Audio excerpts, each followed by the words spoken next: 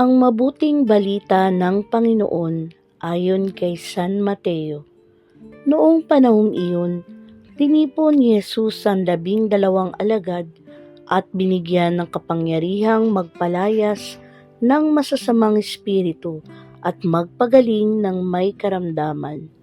Ito ang pangalan ng 12 apostol, si Simon na tinatawag na Pedro at si Andres na kanyang kapatid, sina Santiago at Juan na mga anak ni Zebedeo, sina Felipe at Bartolome, si Tomas at si Mateo na publikano, si Santiago na anak ni Alfeo at si Tadeo, si Simong Makabayan at si Judas Iscariote, ang nagkanulo kay Jesus.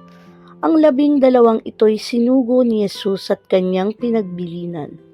Huwag kayong pupunta sa lugar ng mga hintil o sa alinmang bayan ng mga Samaritano. Sa halip ay hanapin ninyo ang mga nawawalang tupa ng sambahayan ng Israel. Humayo kayo at ipangaral ninyo na malapit ng maghari ang Diyos. Ang mabuting balita ng Panginoon.